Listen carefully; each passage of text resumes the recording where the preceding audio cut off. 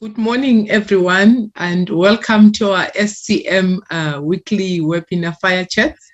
Today, we are having one of the topical and interesting topics, which is the ConCourt ruling on the 2017 PPPFA regulations. So on here, I have my partner, Phumzile Njogo, and we have our distinguished guest here, Sean Scott, who is, I think he's well known in our fraternity. He will have a brief to just describe himself, because I don't think I'll do justice, but we know him. He's well known for his views and also counsel on supply chain related matters. And we also have Bonkosi here, Mfusi, who will bring us the legal minds here, because this, as we know, it's illegal. We need, as much as we are supply chain, we need some legal brains who can also assist us in understanding what does this mean for us. So Bonkosi is the co-founder, manager and partner of Mfusi and company attorneys. So I think maybe firstly, I'll give to Sean to briefly give, the background in terms of what he does. And then Bonkosi will follow, and then my partner will just quickly also introduce herself. Sean? Well, thank you very much. Thank you. And thank you, everybody, for the opportunity. Thank you to the hosts for the invitation. I'm just a person who is interested in public procurement. I have a background in engineering, industrial engineering. I worked for a large consulting company for many, many years, and I left about 19 years ago and started a little business up with my business partner, who is down in Cape Town. And we've done a range of projects in SCM, everything from running the logistics for the elections in our country and a couple of others. But more recently, just focused primarily on public procurement, and just to emphasize the public procurement aspect. So looking forward to this discussion, yes. Thank you, Sean. Bonkosi? Good morning, thank you. Thanks for the opportunity and thanks for the invite. I hope that we'll enjoy the discussion. And my aim is to keep it as simple as possible, not bringing in too much legal jargon to create any confusion. So I'm a lawyer by profession, so I've established the company Mfusi & Co. Attorneys. I've been in the legal practice for more than 20 years, 22 years, and did articles at Bowman's, was in public companies, which is PBMR, Pebble Bed Modular Reactor, and also at Airports Company as Group Legal Counsel. And so I've been in public and private, ABB, South Africa, so covering to an extent also procurement. So obviously in public companies, directly involved and working with this team, obviously. Sibongile also, I worked with them, both of them, and directly in the procurement side in terms of assisting them on the legal side, and also on the other side with ABB, where obviously it was tendering, looking at that perspective as someone who's tendering. So I've been on both sides and covered that space, and covered, as Sean said, he has covered engineering. Also around that space, there's a lot of engineering, your FIDIC, all of those engineering contracts. And I hope we'll enjoy. Let's have a simple discussion, and thanks a lot. Thank you. Phumzile? Thank you, Bonkosi, and thank you, Sean, for joining us today. We are having a very important discussion, and it's interesting that when we introduced the topic that we are going to be talking about this, it was not only supply chain management practitioners who were interested in it. we had SMMEs also asking questions, and I thought that is very, very important and interesting that we are now getting other areas of the community involved, because most of the time when we're talking, procurement and supply chain, people only think tendering, and that's why as NS Business School we are trying to say supply chain management as a function, it is everywhere in our lives. So as businessmen and businesswomen, we actually need to start taking cognizance of what's happening in the space, what are the legal implications of the laws and acts that are there, so that when you engage with one of the biggest spenders in the country, which is our government, you actually understand what are you in for, what are you dealing with. So we are trying to broaden our voice as supply chain professionals through these webinars, to say we are not only going to be speaking amongst ourselves as supply chain professionals, but we are speaking to everyone, because supply chain management is for everybody. So thank you very much for joining us. My name is Phumzile Njogo, and I am the co-founder of NSBS Business School. So over to you, Sibongile. Thank you. And welcome to our audience there. Please put in your, give us your questions, your comment box there for our host. So we will be reading out your questions as well. And we are live on Facebook. We are also live on YouTube. So I think to the question that we, maybe the comment that we'll put in is that, as we know of this ruling, it has been topical currently now. It has also created, I think, some confusion, some legal uncertainty for the SCM practitioners, for, I think the larger community out there, to the SMMEs as well, Black business, as we know, because this actually, these regulations were actually in favor of them as well in terms of the subcontracting and stuff. But then I just want to ask you in terms of what does it mean here? I know that the minister has attempted to provide some guidance, because we know that we are used to say when the minister or national treasury issues something, it is an instruction. But they went back when we asked probed further, they said no, this was just guidance, to the public sector, but it's not an instruction. So which means actually they also were not certain of what needs to be done. So I just need to understand, maybe for you to actually unpack it for us. What does this ruling mean? Because it says these regulations are unlawful. So I want to know if they're saying it's unlawful and then the minister has overstepped, it says that it oversteps his authority. Where did the minister go wrong here? Because 2017, we implemented these, and here we are, we were going through with these and we're applying these. We were happy on the transformation side, for example, in terms of, now we're going somewhere with these other stuff that we put into the regulation. So can you just unpack and help us, as the community out there, as Bonkosi has said, it won't be such a legal jargon, but for an ordinary person in the street there, and for me, the poor practitioner who's supposed now to put up these in my RFPs, in my RFQs, and implement this, what does it mean?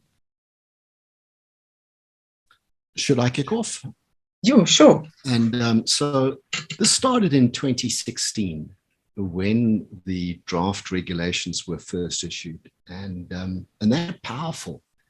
Those 2017 regulations have got the most powerful mechanisms that we've had for transformation, and that touched somebody on their studio. It upset people, and so already in 2016. It was challenged, and the first thing that they challenged was the time period that the draft regulations were issued for comments, and that challenge has continued. And so, Agribusiness, I think they prefer now to be called Sake Liquor. Agribusiness have been challenging this, and they took it right through to the High Court. The High Court then found in favor of the minister. They then challenged that at the Supreme Court, and the Supreme Court then found in favor of agribusiness. And what the Supreme Court said was that there are two particular regulations in the 2017 regulations which are unlawful. And they were unlawful because they didn't have place in the framework. So Bonginkosi will help us a lot more. There's this hierarchy of law that exists, constitution, acts, regulations, instructions, etc. And the act, the Framework Act, they said, didn't cater for a mechanism of pre-qualification. And that's the powerful regulation that 2017 had. Just checking, is my sound coming through okay? Sean, it looks like it's not, because I think there's on the chat box here, someone is asking if we can hear you clearly. I think it's soft. Is that any better? Very much. That's it. Yes. Perfect. Great. Let's run with this thing. So that particular two regulations were deemed by the Supreme Court of Appeal to be unlawful. And the one is Regulation 4, which allowed for pre-qualification, and Regulation 9, which had a compulsory subcontracting element to it. And basically then the Supreme Court of Appeal said that the entire regulations are invalid.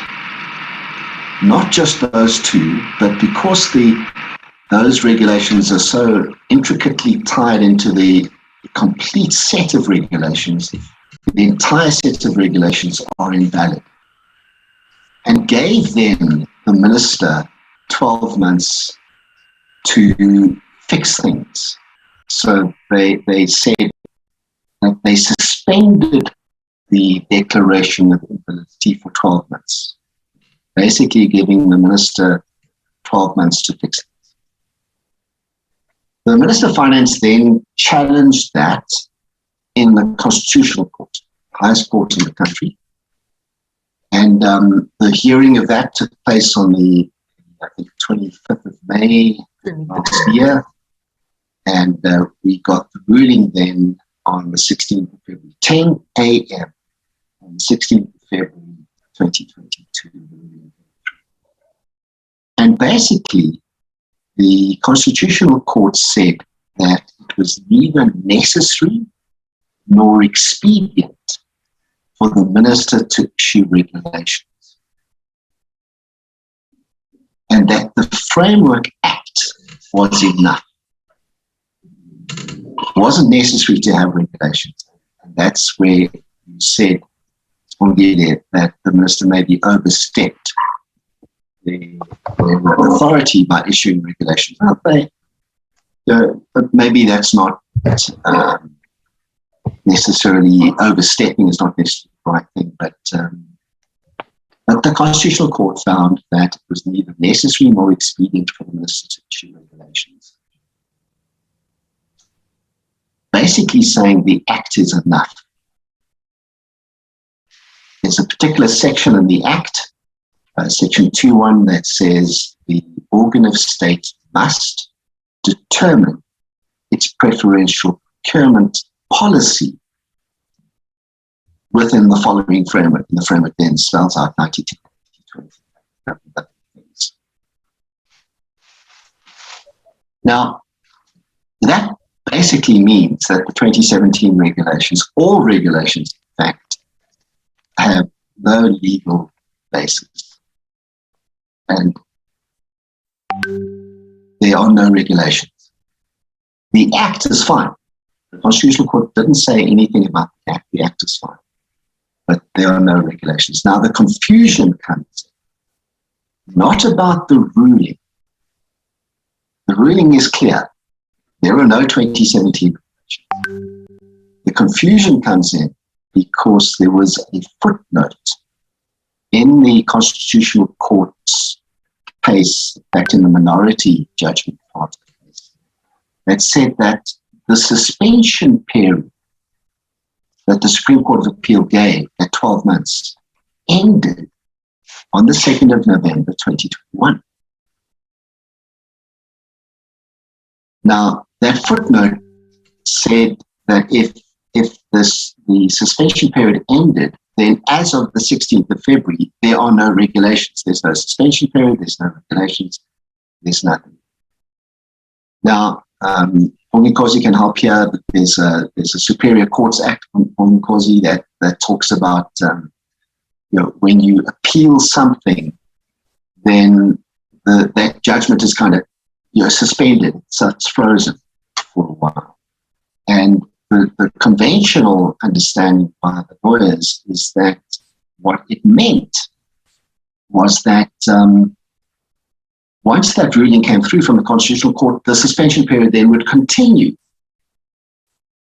meaning that the minister would then have a couple of months to sort things out. But this little footnote said, no, the suspension period is in. And so right now, on the face of it, there are no regulations. There is only an act that's in place. But there's a lot of legal confusion because of this footnote and what the Superior Courts Act says. Part of the problem that National Treasury had is around this confusion. What do they now do? Their legal team was expecting that they would have a few months to sort things out, that suspension period would continue to run. Yeah. And all of a sudden, there was nothing. What would an organ of state now do in circumstances? And that's where the confusion came. That's why National Treasury issued those advisory notes. There were two of them that came out. One was Friday evening. I remember the time specifically. It was after 7 p.m. on Friday evening. It was a week and a half after the judgment. The first advisory came out that basically said freeze everything. Yes, the tenders that you had concluded before the 16th of February, that's fine.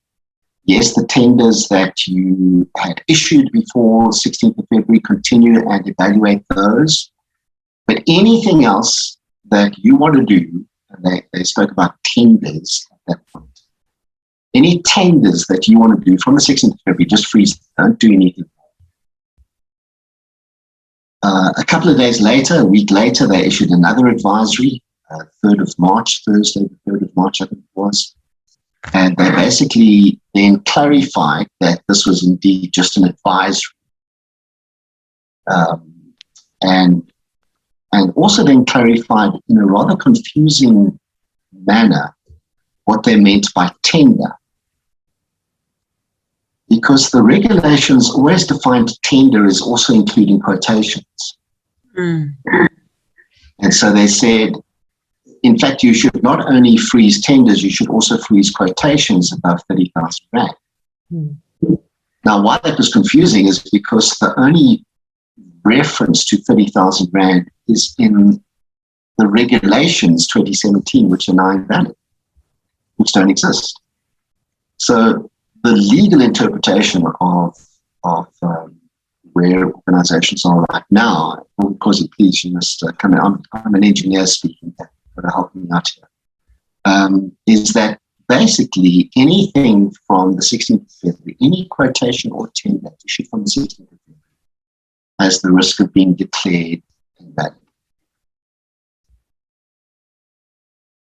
If the quotation or the tender referenced the 2017 regulations. And as we know, all of them do. They all do. All of them reference, yeah. And they reference those regulations. So there's a very high risk there. And that's why Treasury said stop everything, because of the risk of having a whole series of invalid contracts. The 3rd of March advisory, however, gave a window of opportunity. Some of them, some organs of state, remember we've got over 700 of them, some organs of state have taken advantage of that window. And we can go into what that means, what some have done, and why I believe it's something that you need to be doing. If you're in an organization, if you're a private sector company, an SMME, you need to be sure that the organization that you're dealing with are on top of things, because there is certainly a risk of contract being declared invalid, and then cancelling the contract. Now, let's talk about that just now. What the minister then did, also in the 3rd of May advisory, is they said that they're going to approach the Constitutional Court and ask for clarity on this issue of suspension. Is it really suspended? Is it really, did the suspension period really end on the 2nd of November 2021? Or has it continued? And they sought clarity from the Constitutional Court on an urgent basis. From what I've seen, and of course you can come in here, the Constitutional Court is not treating it with as much urgency as the Minister of Finance would like. And I think part of that is because the Minister of Finance didn't demonstrate that it was urgent. The Minister of Finance took a few weeks to go back to the Constitutional Court to request clarity. And so when the request for clarity went to the Constitutional Court came back and asked the other parties that were involved in the case for their submissions and gave them till the end of March to submit their views on this clarity issue. And so end of March has come. Constitutional Court at some point in time will sit and will decide whether there is indeed a suspension or not, but they might decide that there isn't.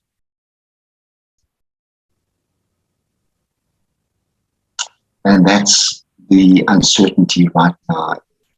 Is there a suspension period or isn't there?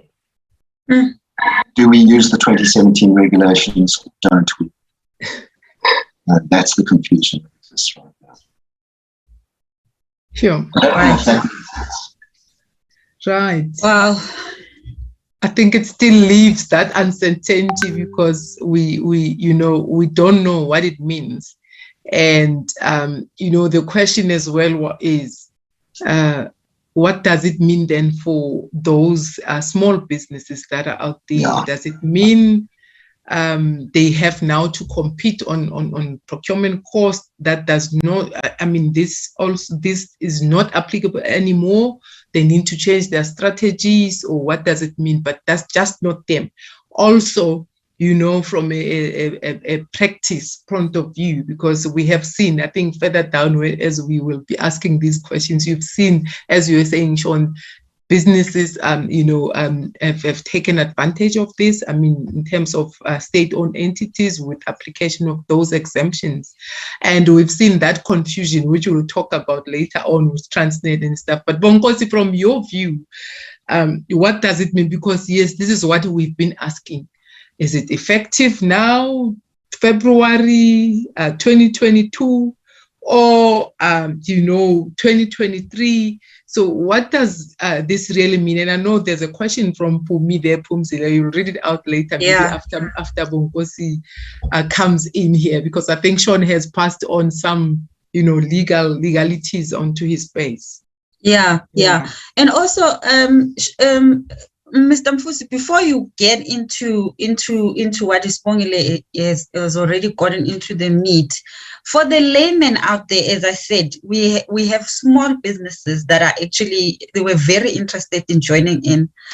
When we're talking regulations, acts, pre-qualification, this, that, people get lost and they actually they don't want to get involved. So that's why I was actually very proud when people said we actually want to join in. We want to now understand, because now everybody's feeling the pinch that our business is stuck, our tenders are not going through, etc., etc.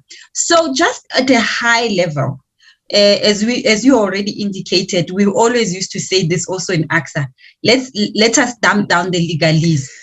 At a high level, in layman, what are these regulations? What is the framework? What is this pre-qualification criteria we are talking about that is now in question, and then we can then get into the meat of Sibongile's question. Okay. No, that's fine. Thanks a lot. And thanks, Sean has said a lot. Has given clarity, good clarity there. Thanks, Sean. Just to simplify. So we have, as a start, we have the Constitution. So our Constitution, usually what is, when we deal with procurement, we refer to Section 217. One of the Constitution. So it says procurement must be fair, open, transparent, and all those things. So the Constitution provides for that, Section 2171. And then when it goes down to Section 2172, it then says then that an organ of state, so an organ of state will have a procurement process which is fair, equitable, transparent, competitive, and cost-effective in terms of Section 2171 of the Constitution. Then 217 goes to 2172. Then 2172 says, then an organ of state may also implement a procurement policy providing for categories of preference in the allocation of contracts. The protection or advancement of persons or categories of persons disadvantaged by unfair discrimination. So it leaves it as open as that. It doesn't say further, it doesn't say when you then do your procurement policy, exactly determining the framework, and then it says national legislation must prescribe a framework within which the policy referred to must be implemented. So now you have the Constitution. I'll just throw in some of the things that will link up as we discussed, which is the supreme law of the country. So we have constitutional supremacy. So the Constitution itself, and all legislation must be compliant with the Constitution. So it says the framework. It says, 1, procurement in this manner. 2, as you procure, you can have a policy that categorizes preferences, which is, in this case, let's say, previously disadvantaged. You give them preference. And then it says, do legislation, which is a framework, which then the procurement people will use in terms of drafting their policies to achieve those categories of preference, allocations of contracts. That's the starting point, and that's one of the arguments that runs through the court case. Mm-hmm. Mm-hmm. Then you have the second legislation, which is now the PPPFA, which is the Preferential Procurement Policy Framework Act. That act comes about because of Section 2173 of the Constitution, which says the national legislature, which is the minister in this case, must prescribe a framework. So the minister prescribes a framework. And that framework is called the Preferential Procurement Policy Framework, which is an issue. Then in that preferential framework, the minister goes further, he drafts the preferential framework, then he goes down, there's a regulation 5 there. So the framework then, let me come. The framework then says the minister may promulgate legislation. No, sorry, regulations. It says regulation 5.1. It's in the preferential procurement policy framework, which I'll call it the framework. So the first step is the Constitution. Secondly, to comply with the Constitution, you have the framework. And then the framework then says the minister may make regulations regarding any matter that may be necessary or expedient to prescribe in order to achieve the objects of this act. So now the minister, when reading this regulation 5.1, he now goes and does regulations, which is the preferential regulations 2017 that we are talking about. There was a 2011, now the 2017, which was in court. We're still together. Yeah, got you.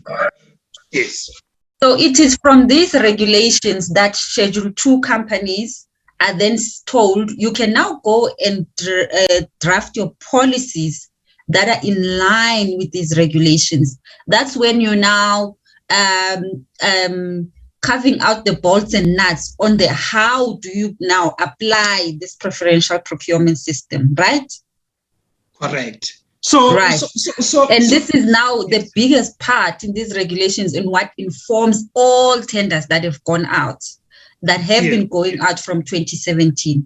And now this is now what the ConCourt is saying, no need for these regulations. Am I correct? Okay. Let me. So the issue here, so you have to follow in terms of those three. The Constitution, what it says. Yeah. Then you have the framework. Yeah. Then in terms of the framework, it then authorizes the minister to then make regulations. Yeah. So the main argument here is that the minister went beyond his powers. His regulations were supposed to be strictly aligned to the framework. This then comes to, I said, our constitution is the supreme law. You also have, when I read the framework, there was a word which says national legislation. So what you have in terms of the law, you have national legislation, you have subordinate legislation. That's legislation that comes below it. So in this case, the regulation is a subordinate legislation. So this is where the arguments between the different parties come in. So coming to that argument, just generally, the Constitutional Court says the issue here is the use of the pre-qualification criteria in the procurement process. So you have the majority, I'll say, the majority decision. The majority decision says, when we look at the law, there is national legislation, and then there is there's an enabling national legislation. Then you have the subordinates. The framework is a subordinate, the regulations. So if you do the regulations, they must be in accordance with the legislation which is above it, which informs it. You can't go beyond that. And so Bonkosi, what you are saying is, if these two sections, 4 and 9, which Sean spoke about, the pre-qualification and compulsory subcontract, if they were in the framework, then the regulations would have been lawful, or the minister would have acted within his authority. Is that what it boils down to? If, for me as a correct, layman, that's the argument between the two majorities. The majority court decision is that the what you state, the pre-qualifications that you set out in the regulations, they are not specified in the framework. That's the majority decision. The minority decision says, but no, you can't be restrictive in terms of interpretation. Mm. The framework is in terms of the Constitution. Yeah. The Constitution in terms of 217 said they must in a way give in terms of the previously disadvantaged individuals or persons. And the Constitution obviously has its whole purpose is for constitutional transformation. So you can't give an interpretation of the regulation, restricting it only to the framework. You have to look at the whole picture and go back to the purpose of the Constitution, what it wanted to achieve. So that's when the minority and the majority differs. And the majority wins because they're the majority. It says you have to give interpretation in terms of the legislation that gave the minister the authority to do regulations. And the majority further then says, if you have a problem with that, maybe the minister should go and do a bill, revise the framework to cover that, so that then it goes back and it does the regulations. It's an interpretation issue. I don't want to say who's wrong, who's right, but it's an interpretation issue. Lord. One is interpreting it strictly to say, Minister, you can't go beyond the legislation that told you to develop regulations.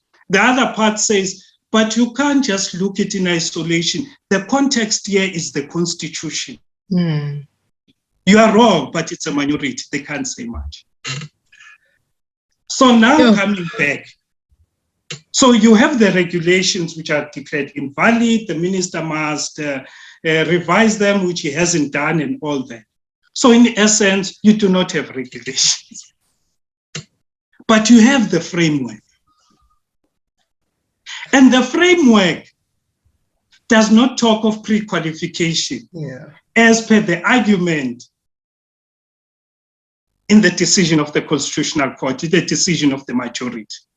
It does not have a pre-qualification. It just says you move to this level and you determine in terms of your scoring, and then you move to the next level and whether objective or whatever criteria. So what then the framework has is it doesn't give basis for pre-qualification.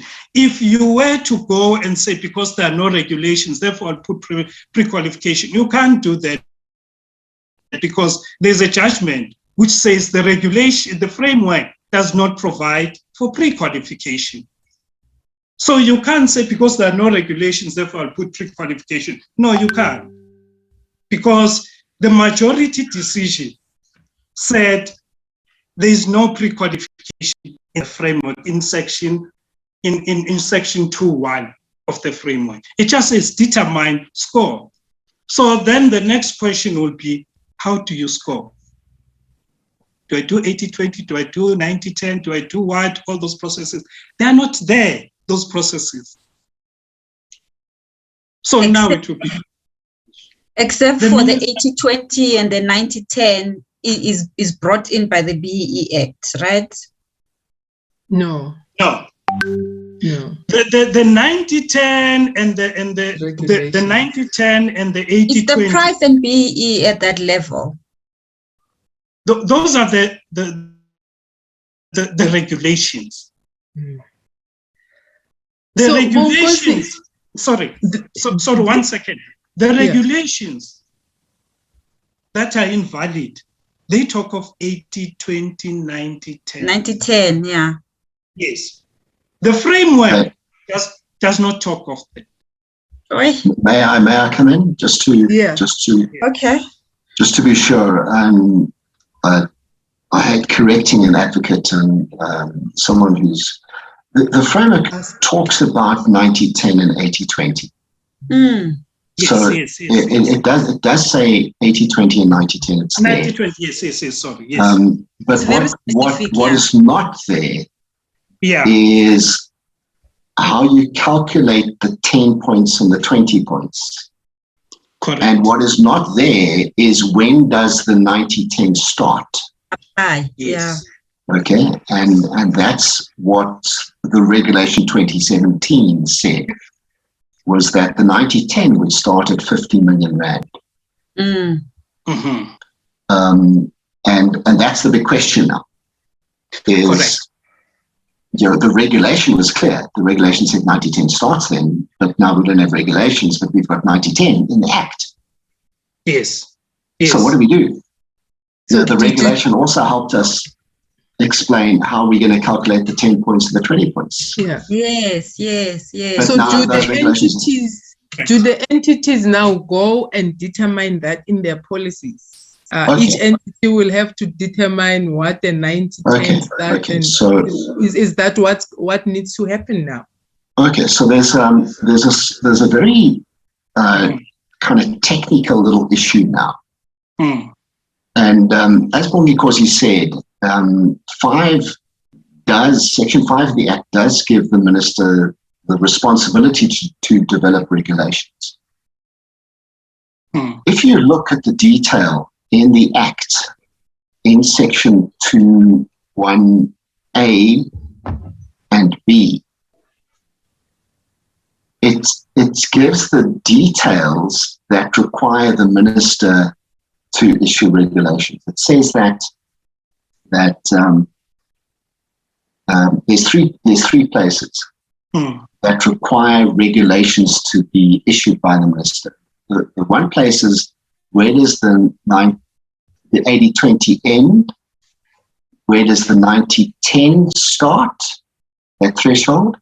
And then the third is, what formula should be used. Okay?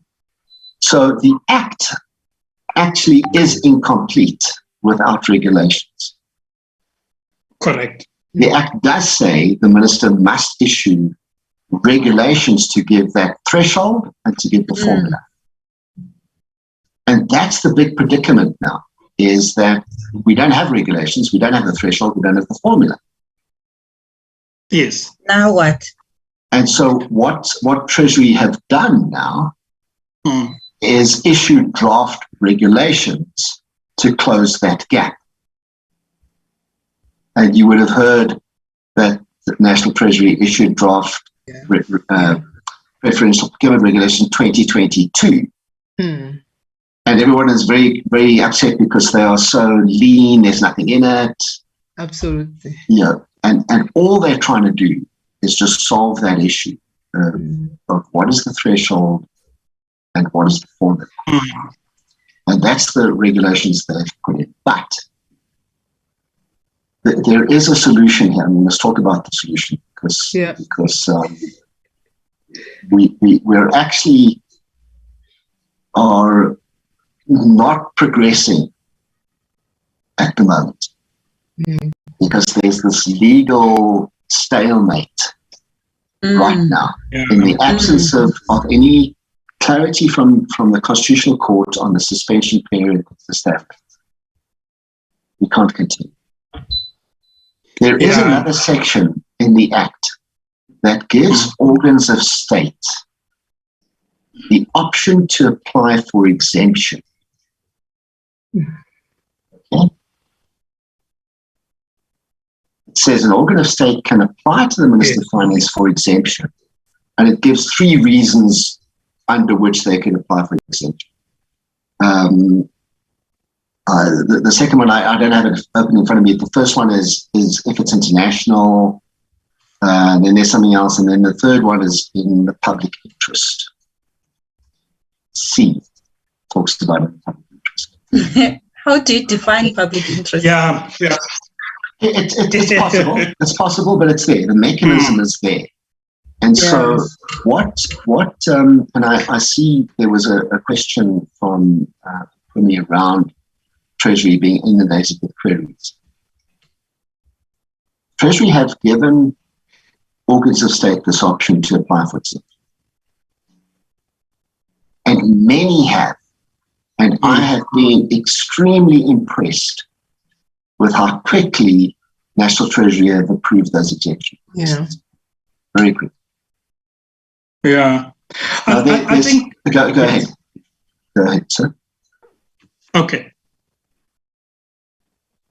Should I? Okay. Go ahead. Okay.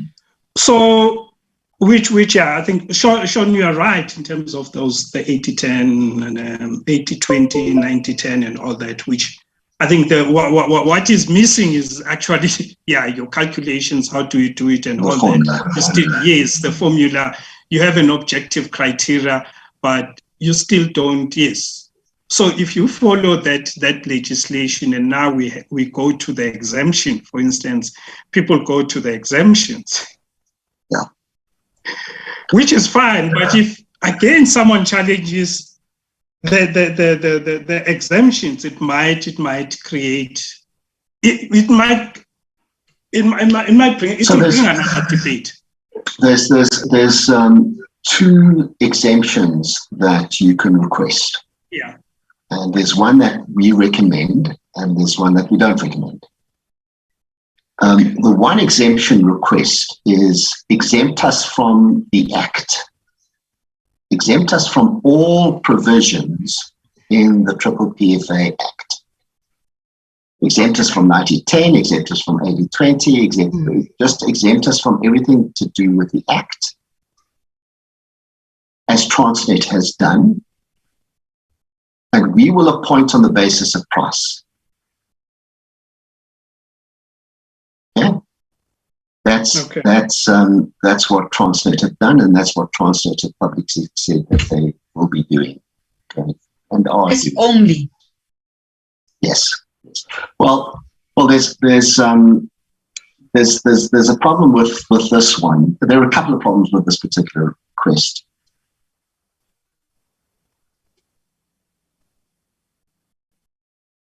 Oh,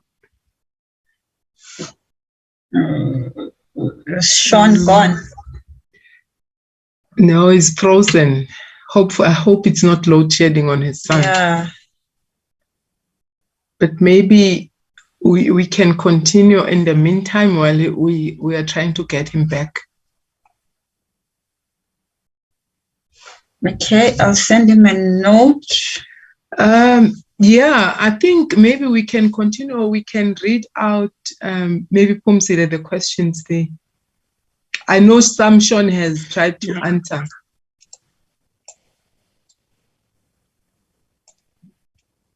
Some of the latest, I saw the exemption or telecom exemption, which was in 2016.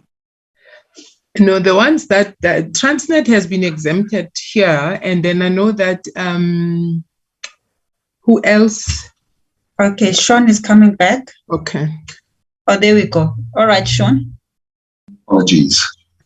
You can continue. You're still telling us the problematic exemption from Transnet. So there's a whole range of issues, and I think Bongikosi pointed out the first issue with that approach is it's not constitutional, right? It's they're not complying with Section 2172. They're basically saying we don't have a preference system. We're just going to apply. We're just going to award on the basis of functionality and price. So that's the one exemption option. The other exemption option is a very technical little one, but it's quite clever. And that is asking Treasury to exempt the organ of state from those three little provisions that require the regulation.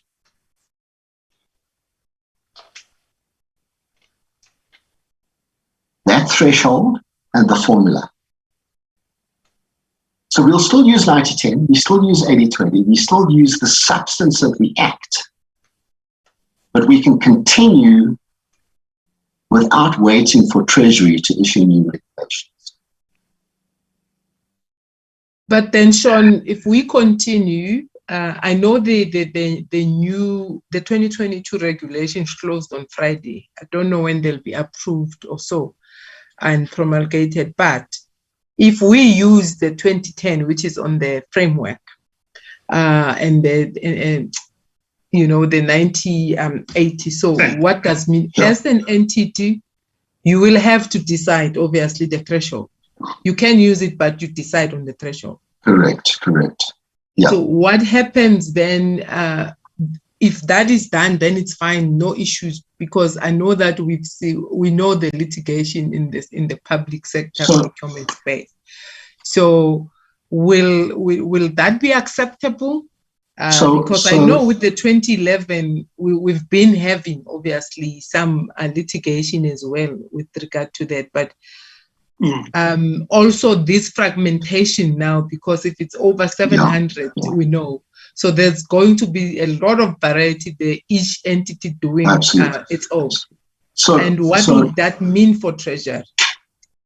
So why that 90-10-80-20 threshold and formula exemption is smart right now is because it allows the organ of state to continue processing tenders. What is advised and so highly, strongly recommended for them is that they keep it at 50 million and they keep using the formula. Why? Because there's a chance the Constitutional Court might come back and say the suspension period does exist and therefore the 2017 regulations continue. Okay. So they keep it to that. They can still then carry on.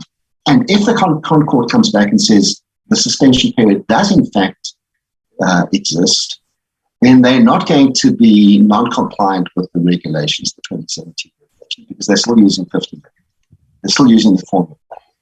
But if the ConCourt comes back and says, no, there's no suspension period, then they're still compliant because they're not waiting for the regulations. They're still compliant with the Act. So they're still using the substance of what's in the Act.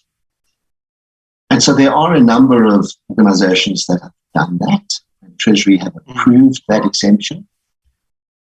And what they have done is they have updated their policies to take all reference to the 2017 regulations out of policy. But they've kept the substance in, with two exceptions. Two exceptions on the substance is they're not using pre-qualification and they're not using compulsory supplement. Okay. Yeah. So yeah, Sean, I support that view much better. That you still have the 80-20, the 90-10. You still maintain that. And I was just thinking of something interesting that will come up.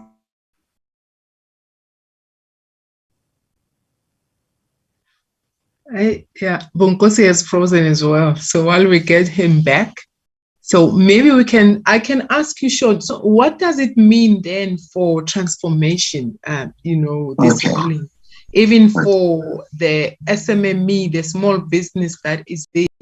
What does it mean for them?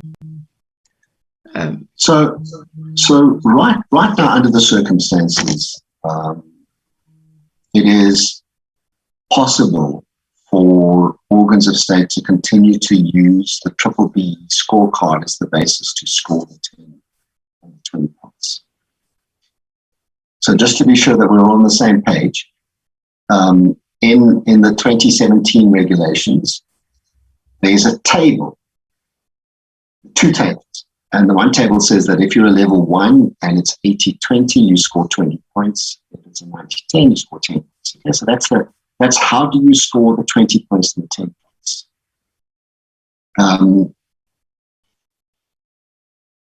So that can still continue.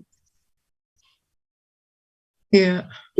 From a transformation perspective, I think this ruling is good news.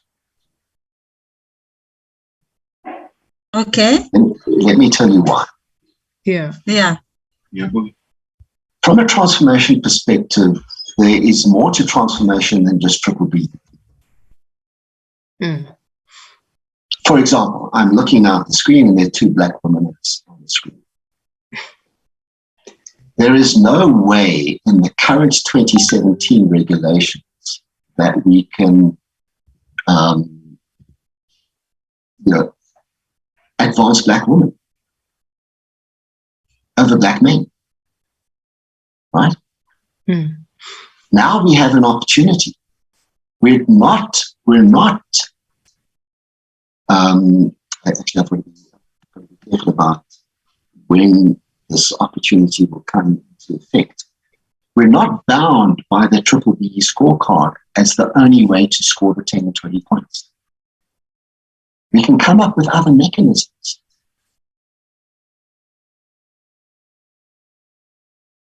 Can I suggest one? Yeah, we all yes. If, for example, we're doing a tender the organ of state has a right under the new world that we're going to have post the suspension period. The organization will have the right to say, for example, if you are a 100% Black woman-owned business, you score 20 points. If you're not a 100% Black woman-owned business, you score 0. For example. Now, some might say that's a little bit radical, a little bit too extreme, Sean. But it's just illustrating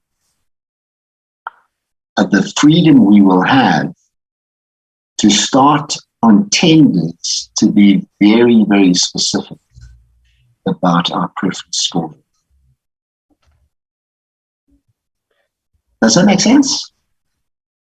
Yeah, but will that not be objective criteria? I'm sorry we've lost Bonkosi. He's sent a message that it's just been load shared. And I know he's got experience with objective criteria, and how, you know, we've lost in terms of litigation when we work together. So that sounds like it will be an objective criteria. No. So the Act has got a couple of mechanisms. The first thing to understand in the Act is that the Act is very good in terms of how it complies with fundamental principles of public procurement. And one of the fundamental principles of public procurement is you separate selection from award. Okay? So you separate the selection process, the shortlisting process, from the award process. And you can't. There's something called double dipping. You can't actually have criteria that you use in award if you use those criteria to select. Okay. Now, the objective criteria is a final mechanism that comes into play once you've gone through the 90-10 and 80-20 process to say, okay, so this is the one that scores the highest points. But because of objective criteria, we're not going to give it to them. We're going to give it to someone else. Yeah. Now, that objective criteria cannot be criteria that you've used before. Yeah.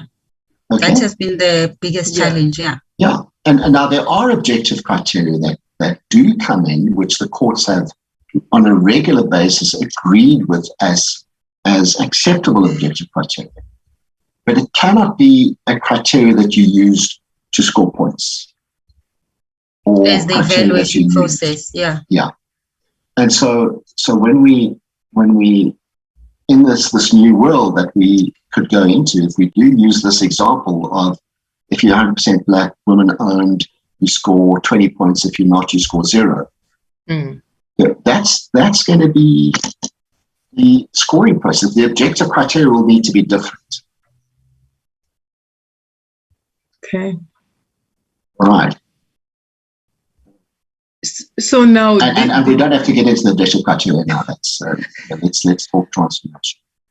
Yeah. So now, yeah. In fact, I think that's what a lot of people are stressed about. To be honest, it's the transformation bit. Sure. That it feels like, I think the biggest concern. It feels like this ConCourt ruling is now basically saying we're ignoring all the transformation things that this country was really determined to drive. Not that we've had, humongous success over the years, but people, I think, were just holding on to, we have an instrument that is supposed to assist us. But now you're taking away our last hope that we believe this is the instrument that we should be used to compel institutions to drive this transformation. Policy. I think that's where really the crux of the issue is.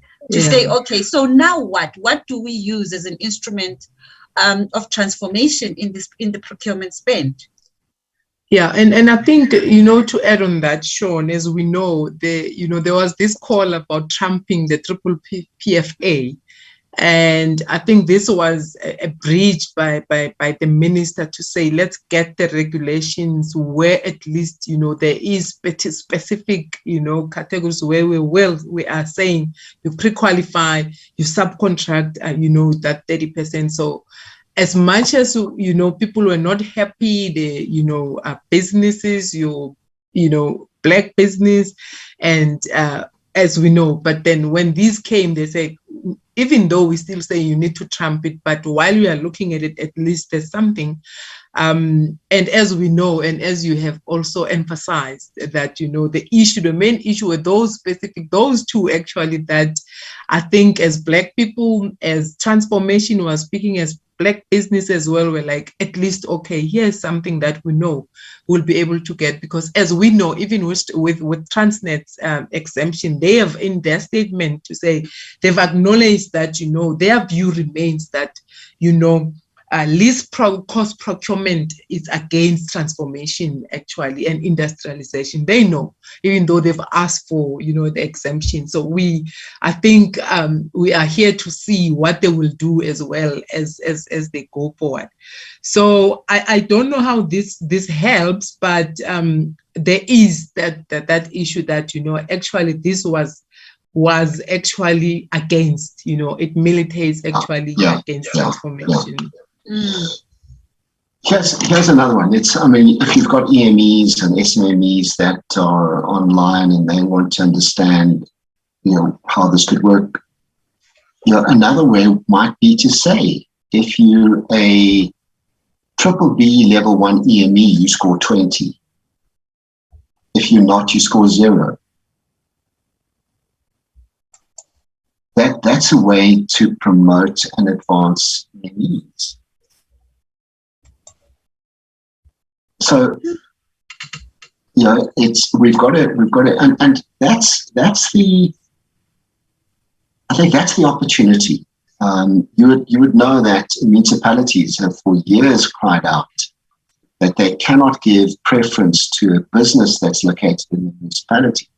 Location doesn't exist at the moment in the current regulations, 2017. They now have that opportunity to build it into their preference scoring system, their system of preference. So I think there's a lot of opportunity here now to fix things that were difficult, where the regulations made it difficult, and Okay. What's the solution? So right now, it's imperative that organs of state apply to National Treasury for exemption. We were hoping already that last week before Easter, the Constitutional Court would come back and give some clarity on the suspension. That still has not. I think it's not going to be easy. The ConCourt is extremely busy, and I think there is a real risk that the ConCourt comes back and says, why do you need a suspension period if you don't have to do anything? It's neither necessary nor expedient for you to issue regulations. What do you need from us? Just go back in the corner and let the organs of state do their thing.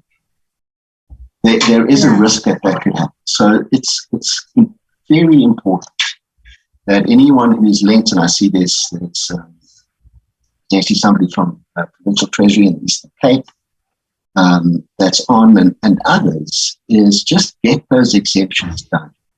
The turnaround time from National Treasury is 5 days. Treasury are doing the exemption approvals quicker than an organ of state can actually manage it. And these exemptions are on a case-by-case basis, right? Well, interesting. The second advisory that Treasury issued, they said, tell us which tenders you want exemption on. The organs of state we're working with, we're saying, don't ask, just ask for a blanket exemption on all your tenders, all your quotations. And they're getting it. Yeah. They're getting it. blanket exemption, all tenders, all quotations. And they're moving ahead, and they're now starting to issue tenders and quotations, and they're going to be completely compliant. There's no risk of the contracts being invalid. Okay. That sounds like a workable solution. And it works even if the ConCourt comes back and says the suspension period does exist. We erred in our minority judgment of that footnote. And they can then continue. And it's okay. So I think that has got to be the urgent thing. I think there's a bigger question that influencers in the public procurement space need to be asking.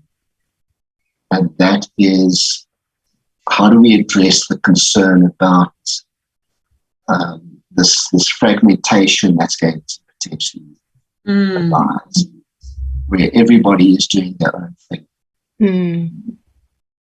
And we need to have a debate around that somehow. Yeah, I'm sure that's National Treasury's headache, because if with these exemptions that they'll be granting, I mean, if they're saying apply for those that can await the constitutional ruling, which we don't know when it is, obviously, they're going to apply for a blanket one. But, Treasury needs to be, I think, ready or prepared for this fragmentation now, because they've tried to at least provide a standard for application of your preference. But now it's going to go back prior to 2011, where each organ of state decided their own transformation imperatives that they'll do.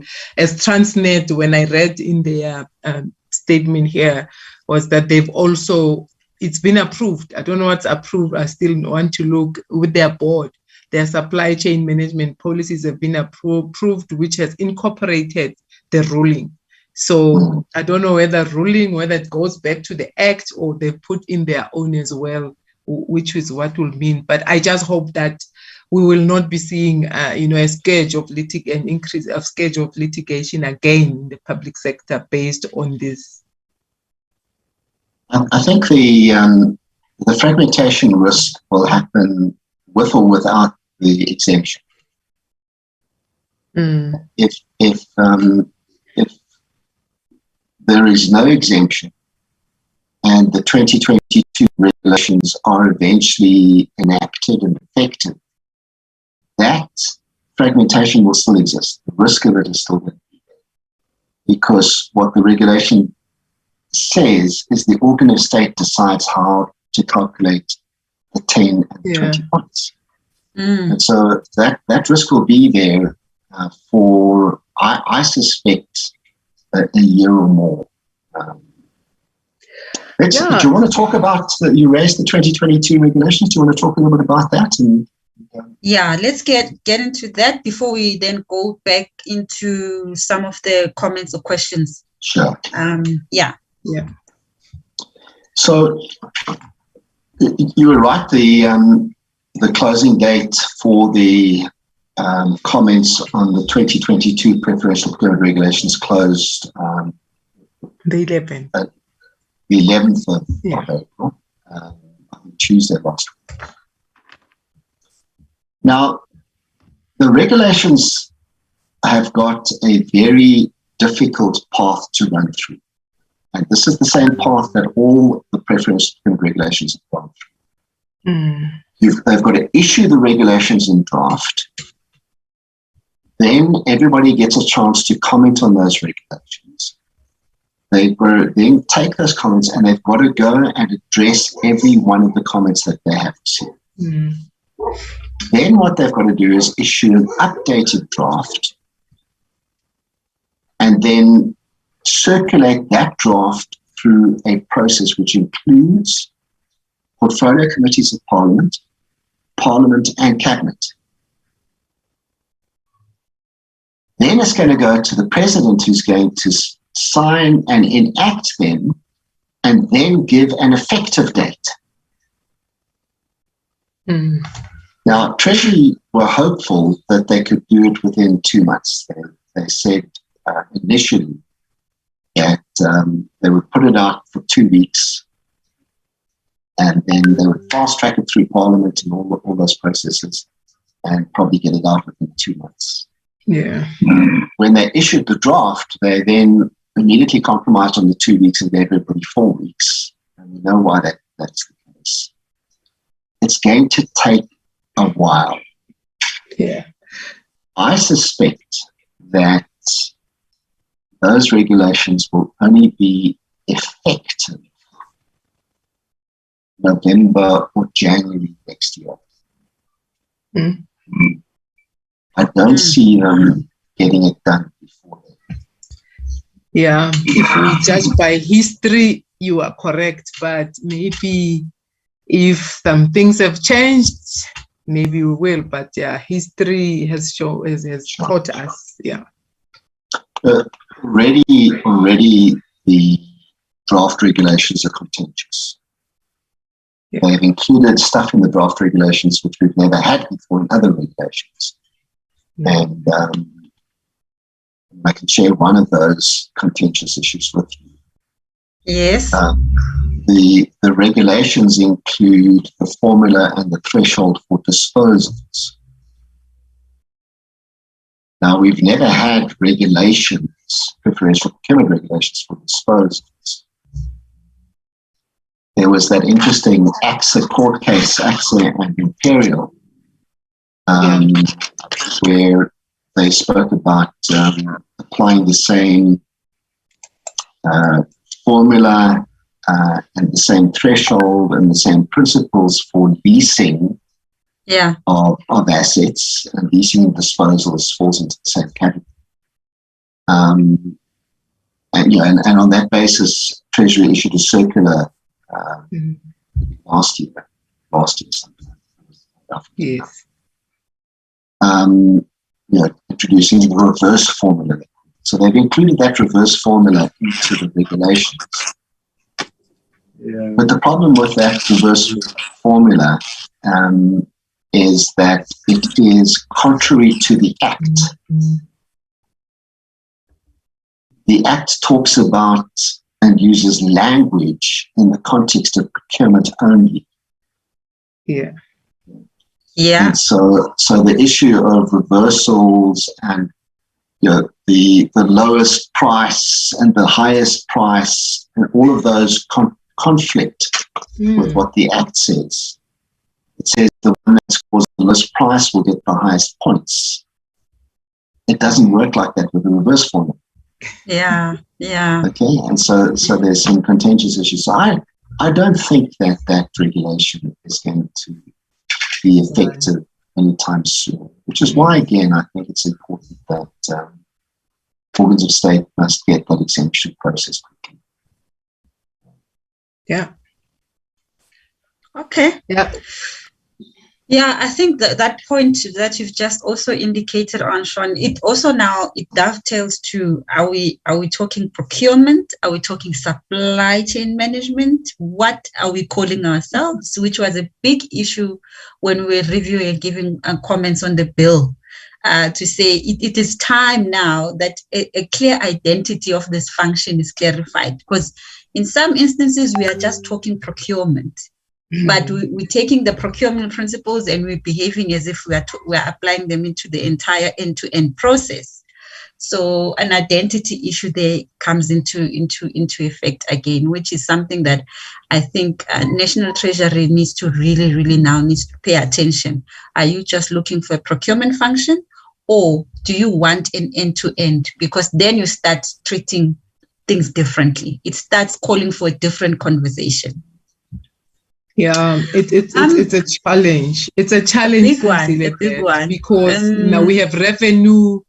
We're seeing reverse auctions as an entity now. As we're doing this consultation, you cannot just do reverse auction. You must apply to National Treasury. So these have not been taken into consideration. Now it takes a while for you to do your reverse auctions. You must apply, and then you wait ages, as we know. So other than this exemption, because it's really urgent. other applications, we know how long they take. And I mean, this is I think that's why I was saying to you when we joined that we just need to be as a collective, as a mass, and really advise our government in terms of this space, because it is an important space. And, you know, there's leaking of value across, I think, the national spend of government. So we really need to get this thing moving, and for maybe to get an ear from government, from the community of practice, I think, other than just going one by one, you know, submitting stuff one by one, because we know some end up in pile 13. You know, Phumzile, you can continue. All right. Okay, so we're running out of time. Sean, we've kept you. Let me just see if we've got other comments that we might have not addressed.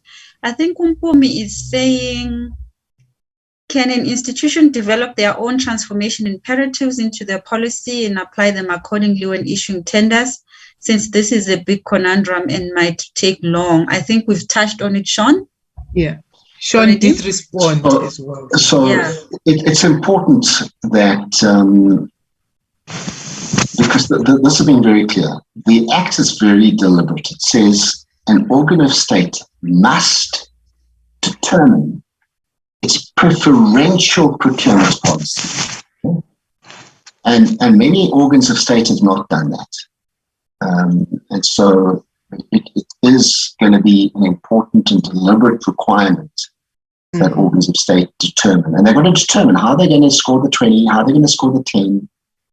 You know, are they going to be pro-military veterans, or are they going to be, you know, is it black women, is it youth, is it cooperatives? That's an institutional preference policy decision. Go ahead. Yeah. Yeah. I think that's that. I don't know if I might have missed some comments before we start wrapping up. If you like, I just talk a little bit about the risk of tenders now. Maybe before you go, the AgriPem said amend the framework.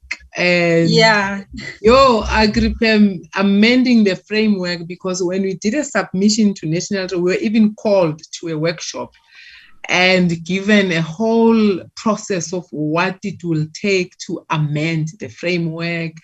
And because it's an act, we need to follow that process of actually, enacting or promulgating an act. So it will take a while, but I know that the PPPFA, there's been calls, even from the BEE Commission, to actually trump the PPPFA and maybe come up with a different one. So I am not sure how, where are we at that, because at that stage, before the lockdown, as I sit on the subcommittee of the BE Commission on the preferential point of we're discussing those. And unfortunately, it takes a while. And Treasury that is why they came up with the 2017 regulations, to try and bridge that gap in terms of what is required from the transformation point of view. But whether they will trump that, we don't know. Maybe this ruling, as Sean says, it's a blessing in disguise. Maybe that then it will be amended or something like that, or it will be trumped and with something else that may come. And maybe, Sean, as we address the risk, as to say, even the BEE Commission issued a statement that, the ruling does not affect BEE.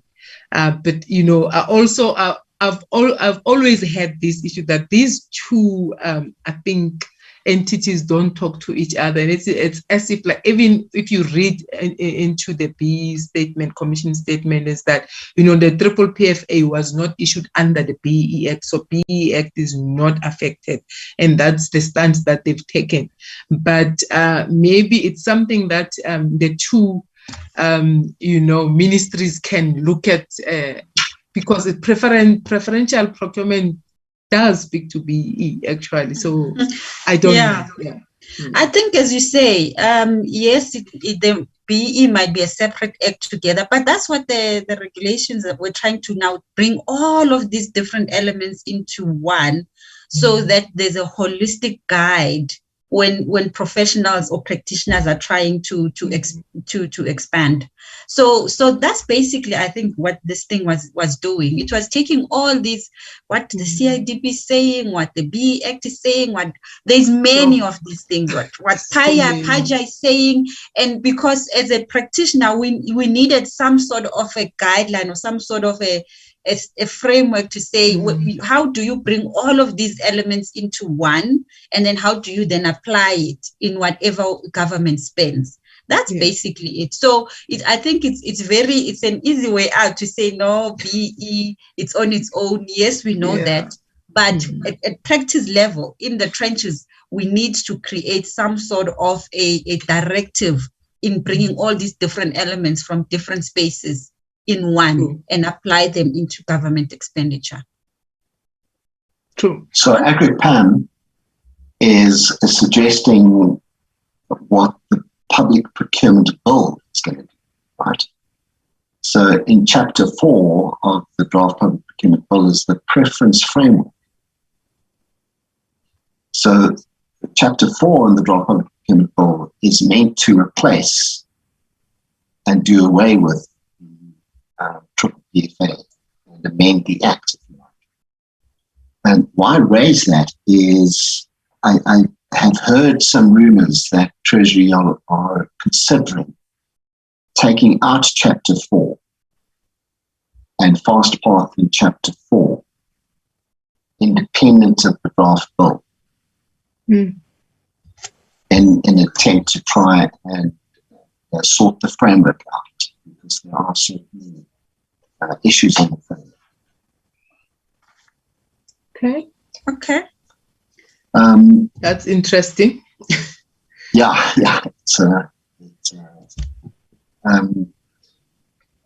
Every tender that was issued after the 16th of February is at risk of being challenged. And the risk is on two fronts. One is just compliance with the ConCourt's ruling around striking 2017's regulations of the record. And so any tender that comes out with 2017 regulations is at risk of being challenged. The risk of being challenged is more severe if you include pre-qualification and compulsory subcontracting into the regulations. And in fact, any tender post the Supreme Court of Appeals decision is now at risk of being challenged if you use pre-qualification criteria and compulsory subcontracting.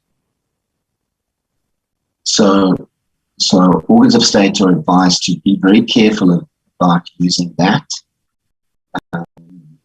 because of, it was in fact, the Constitutional Court said nothing about the regulations. The Supreme Court of Appeals said Regulation 4 and 9 are that. So those just avoid that. And certainly if you've issued a tender and you've included pre-qualification criteria in the tender document, you probably are better off by not applying it. So don't disqualify somebody because of the pre-qualification. It's those people who challenge. Okay. Sorry, I can talk some more, but I think Yeah, and I know, we've kept you longer and kept our audience more than so. I think it's a conversation that will continue until maybe we get it right or we get some answers as well. And but I think that means that if the Constitutional Court comes back with a favorable response, then National Treasury has at least some time to work on the regulations, I think until next year, February or so. But if not, then they'll have to come back maybe with Plan B. I think. The February date, just briefly on that one, sorry. There's part of the clarity question is the suspension period was running, okay? Yeah. And then Treasury appealed. So one of the Minister of Finance's advocates has already said that there's 2 months that have already gone. Mm. So they won't get another 12 months. They'll get probably 10 months. And the 10 months will start on the 16th of February, which takes us to December, January. Mm. So I think November is D-Day. We've got to be planning for having a new dispensation of preferential payments by November. Okay. I don't think we can be planning around February. Yeah. Okay, I think then as we draw to a close, I don't know if Pumsile, there are any more comments, or our audience, is there any comments from your side or not? No, I think most of the comments we've touched on as we moved along. But yeah, I think we are at 11 o'clock on the dot. So at least as we said, we're not going to be going beyond that. But it's a subject that can probably be spoken about for hours. But I think it would be important that as there are certain developments as we move along, we might have another session a few months down the line just to touch base and to give clarity, because I think today was very informative in a way that we didn't speak technical terms. We spoke the language that every person, whether you are a practitioner, you are SMME sitting out there, you actually have an appreciation of what is happening and the impact on the business that you are running and the impact on your processes if you are a practitioner inside an organization. So thank you very much, Sean, for joining us today. I think your insights were very helpful, and of course Bonginkosi is no longer with us, but as I said, I think you will join us. It will be appreciated again if you join us again in the next few months, and let's see what happens by November. Sure. And we're hoping for the best. We're holding thumbs for that.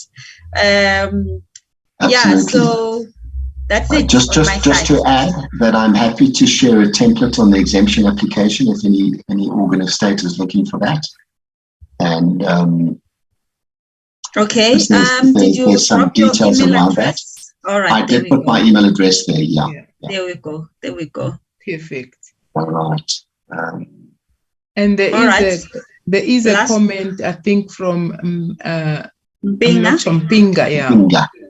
Yeah, today's topic was very informative. As a result, it opened a lot of questions around government procurement.